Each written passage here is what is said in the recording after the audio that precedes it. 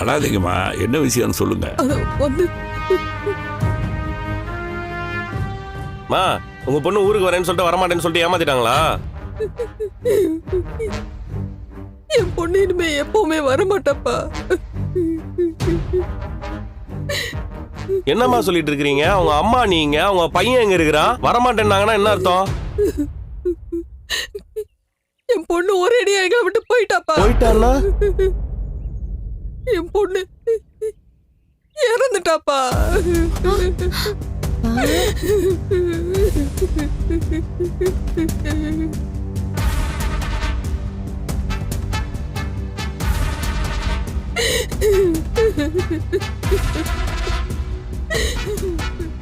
My God!